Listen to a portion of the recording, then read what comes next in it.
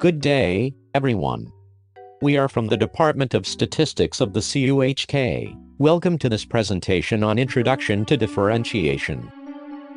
I am excited to share with you the fundamental concepts of differential calculus, including limits, continuity, derivatives, and their applications.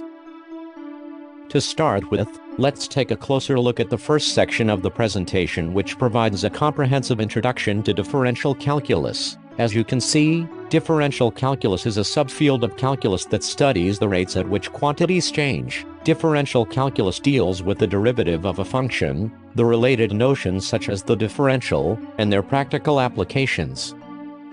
The derivative of a function of a real variable measures the sensitivity to change of the function value with respect to a change in its argument. This process of finding a derivative is known as differentiation, which is of utmost importance in calculus. However, before we delve into differentiation, it is important to study the concepts of limit and continuity, which have a direct bearing on differentiability and derivatives of functions.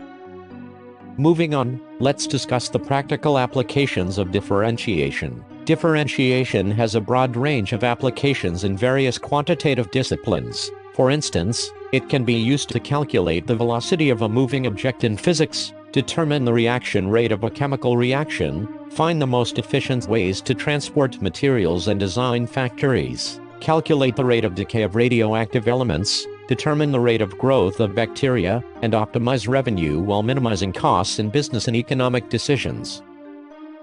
Now let's move on to the next section of the presentation, which revisits the concept of limit. As you can see on the screen, let's consider a function f, x, defined on the set of real numbers and xo be a real number. If f, x, approaches the real number c when x approaches xo, we say that f, x, has the limit c at xo, and we write lim as x approaches xo f, x, equals c.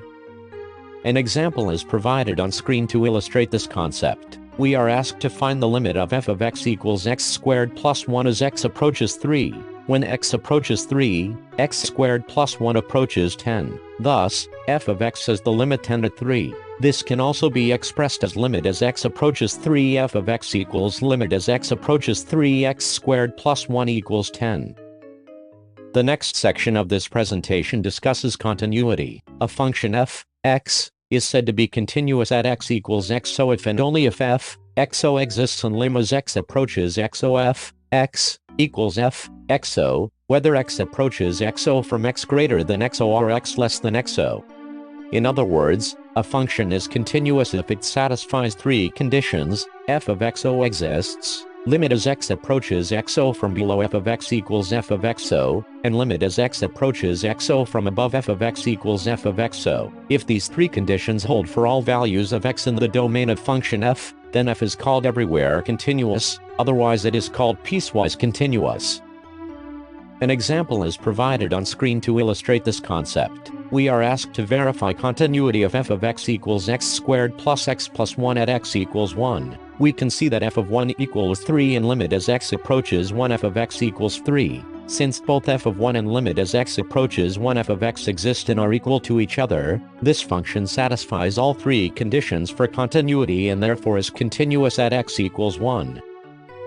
On the other hand, we are also provided with an example where we are asked to verify continuity for function x plus 1 divided by x minus 1 at point xo equals 1. We can see that f of 1 doesn't exist while limit as x approaches xo from below f of x equals negative infinity while limit as x approaches xo from above f of x equals positive infinity. Therefore function isn't continuous at point xo equals 1. Graphical representation also shows discontinuity at point xo equals 1. Now let's move on to the next section, which introduces us to the definition of derivative. The derivative of f, x, is given by f prime, x, equals the limit as delta x approaches 0 of f, x plus delta x, minus f, x, divided by delta x, provided this limit exists. This definition may seem abstract at first glance, but it will become clearer as we delve deeper into this topic. Note that a function is differentiable at xo if its derivative exists at xo and differentiable on the open interval, a, b, if it's differentiable at every point in the interval. Other notations for derivative include dy, f, x, di dx, or y prime. The last two are used when the rule for f is written in the form y equals f of x. The motivation behind this definition can be understood by considering a function y equals f of x, which is continuous in an open interval containing points O. If we represent a small increment in zo by delta x and the corresponding increment in y by delta y equals f zo plus delta x minus f zo, then delta y divided by delta x equals f zo plus delta x minus f zo divided by delta x, which is called the difference quotient. The difference quotient shows the average rate of change over the interval delta x, but cannot compute the instantaneous rate at point zo because there is no interval delta x over which we could take an average. However, if delta y divided by delta x approaches the limit as delta x approaches 0, then it's reasonable to define the instantaneous rate at zo as the limit of the difference quotient. Therefore, the instantaneous rate at zo, denoted by f prime zo, is defined as f prime x equals the limit as delta x approaches 0 of delta y divided by delta x, which is equal to the limit as delta x approaches 0 of f zo plus delta x minus f zo divided by delta x. The graphical representation on the screen shows how the difference quotient works. Now, we will investigate the computation of derivative.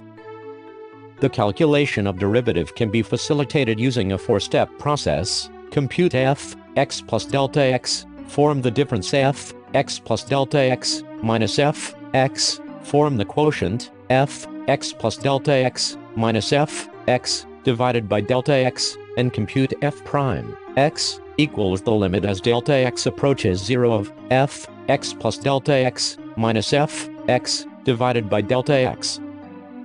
An example is provided on the screen where we are asked to compute the derivative for the function f x equals x squared. We can see that after following the four-step process, we get that the derivative for this function is equal to f prime x equals 2x.